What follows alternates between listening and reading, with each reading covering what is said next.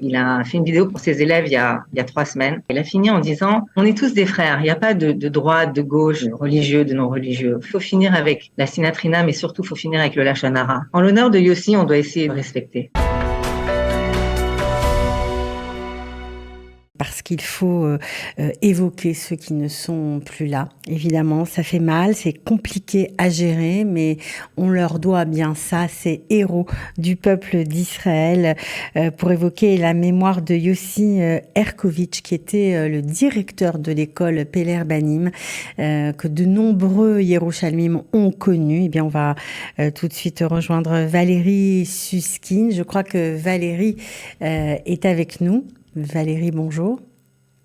Salut Cathy. Alors merci d'avoir accepté de parler de cette personnalité, on peut dire hors norme. Oui. Alors Yossi et Hadas, on est amis avec eux. Je suis désolée, je vais être un peu émotionnelle parce que c'est difficile de perdre un ami. C'est un peu fou. On s'est rencontrés à New York. Ils avaient passé quelques années il y a 8 ans à peu près. Nous, on habitait à New York. Ils étaient venus dans notre quartier de Riverdale. Ils étaient venus enseigner dans notre école à SAR. Ils enseignaient, c'était les profs de mes filles. Ils enseignaient l'hébreu. C'était vraiment des bons profs. Ils sont restés quelques années. On a beaucoup sympathisé avec eux. On les a reçus. Ils nous ont reçus. On est devenus amis. Et vraiment, on les aime beaucoup. Et on est resté en contact. Et quand on a fait l'Aliyah il y a presque 5 ans, on s'est revus. Ils étaient là à la bar mitzvah de mon fils quand on venait d'arriver. Ils avaient déjà quelques enfants de plus depuis New York. Ils ont passé Shabbat chez nous il y a quelques mois, juste avant l'été. Il y avait une bar mitzvah ici à Ranana, des très bons amis en commun, des gens qui étaient à New York aussi. On a passé Shabbat ensemble. C'était un super Shabbat. Et en revenant de New York, en fait, ils ont pris la décision. C'était pas une décision facile. Enfin, pour eux, c'était pas une décision difficile, mais la plupart des gens qui reviennent de New York après quelques années, ils choisissent, et je le comprends, ils choisissent de s'installer dans une ville ou un yishuv où il y a beaucoup d'anglophones. C'est plus facile pour les enfants, c'est plus facile pour la réintégration. Ils se sont habitués à un certain confort à New York. Eux, ils ont pris la décision, et c'est une décision typique de Hadas et Yossi, de s'installer dans un yishuv qui s'appelle Gvaot, dans le Gush Etzion. Le yishuv Gvaot, moi je connaissais pas, mais c'est un yishuv c'est un yishuv qui intègre les gens, des adultes, je pense des enfants aussi, je pense qu'il y a des écoles, mais je crois que c'est surtout des adultes qui souffrent de certains handicaps. Il y a un bed café, il y a un café là-bas qui emploie des adultes handicapés et ils travaillent avec eux. Hadas et Yossi, ils ont choisi, il en a parlé à l'enterrement de Yossi l'autre soir, ils ont choisi de vivre une vie de chesed, ensemble, en équipe. Et c'était un couple comme ça. Mais à part ça, c'était des amis enfin, Yossi, il est sympa, il est rigolo, il est marrant, il est gentil. Et enfin, nous, on l'aime beaucoup et on l'aimait beaucoup. Et je me suis pas rendu compte parce que c'est une personne tellement modeste. Et enfin, j'ai vu à l'enterrement le nombre de gens. Je crois qu'on était peut-être 2000, je sais pas, peut-être plus, qui sont venus lui rendre le dernier hommage. Il a vraiment touché beaucoup de gens. Quand il est venu, pour la petite histoire, récemment, là, c'était Rosh Hashanah, quand ma fille, alors j'ai une fille qui vient de finir le cours Ktinim, le cours d'officier à l'armée, et c'est Ariane qui, quand elle avait 11-12 ans, c'était la petite étudiante de Yossi, et Yossi lui apprenait l'hébreu à l'école, petite américaine qui apprenait l'hébreu. Et en fait, il y a quelques mois, quand elle venait de commencer le cours Ktinim, et elle est revenue pour Shabbat après 2-3 semaines, et que c'était juste le Shabbat où ils étaient avec nous, Yossi et Hadas et la famille, il était tellement fier d'elle, mais réellement, il était touché de voir que notre fille, son étudiante, elle avait commencé et Ariane l'a senti, elle a senti la fierté de Yossi, comment il était fier d'elle.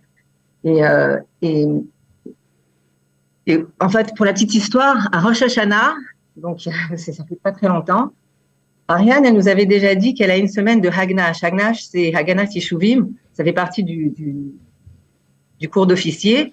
Et elle allait pas être à la maison pour Rosh Hashanah. Bon, elle était pas contente, mais bon, c'est pas grave. Mais elle savait pas où elle allait être placée encore. Et le jour d'avant, ils lui ont dit, tu vas aller dans un yeshuv qui s'appelle Gvaot. Enfin, elle m'a appelé, elle m'a dit, c'est pas là où ils habitent Yossi et Hadas. Et on était tous contents qu'elle n'allait pas être seule, en fait. Même si elle n'est pas seule, elle est dans un appartement avec d'autres filles, d'autres soldats. Alors, j'ai appelé Hadas tout de suite. Hadas, elle a tout de suite appelé Ariane. Elle lui a dit, mais tu viendras chez nous, tu passeras Rosh Hashanah quand t'es pas quand tu fais pas tes shmirot. Alors, Vous m'entendez là? oui, on vous entend très bien. Est-ce que vous pouvez... Donc, elle est arrivée là-bas à Gvaot et elle faisait sa première shmira, sa première garde. Et elle a vu toute la famille qui rentrait dans les yeshus. Et une demi-heure après, il lui envoyait des gâteaux avec un mot, bienvenue, welcome to Brucha Ba'a, Ariane, etc. Et après, quand c'était Rosh Hashanah et qu'elle était pas en shmirot, elle a passé vraiment toute l'après-midi, tous les repas. Enfin, elle était contente. Enfin, elle a été très très bien reçue. C'est comme si elle était à la maison, quoi. Donc c'est des gens assez exceptionnels. On le comprend. Qu'est-ce que vous pouvez garder ou qu'est-ce que vous gardez de Yossi?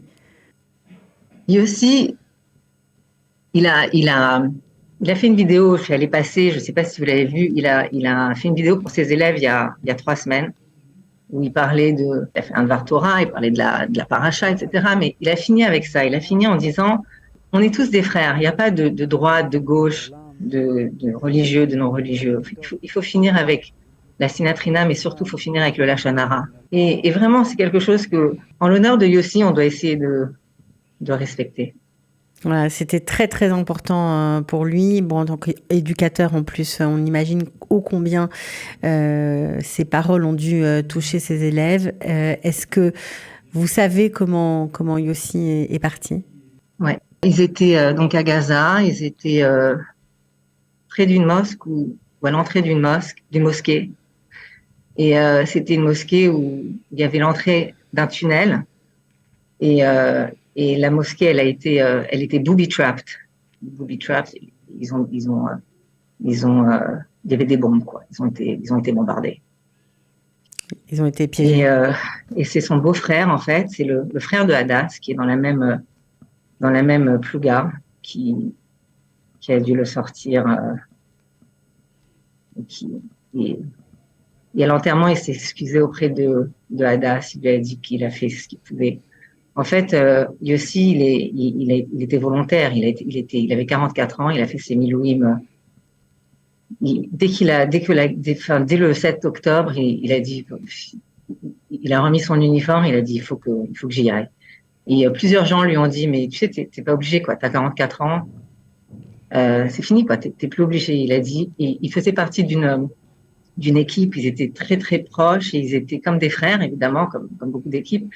Et il a dit à cette personne, et ça, j'ai entendu ça à l'enterrement l'autre soir, il a dit, si moi, j'y vais pas, je suis un peu l'esprit de cette équipe et j'ai besoin d'être là. Parce que si moi, j'y vais pas, il y aura plus je leur donne la force.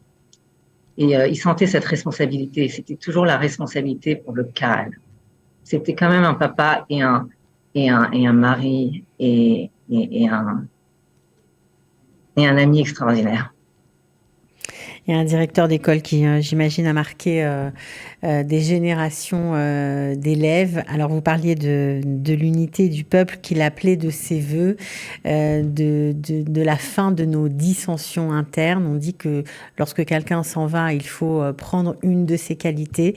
On peut souhaiter, en tout cas, grâce à votre témoignage, que chacun d'entre nous prendra ça pour lui. En tout cas, essaiera de ne pas dire du mal des uns des autres et de respecter les différences différences et surtout entre nous d'être unis. En tout cas, c'est ce qu'on va souhaiter. Merci beaucoup, Valérie Suskind, d'avoir témoigné, voilà, et d'avoir parlé en son Merci nom. Cathy. De rien.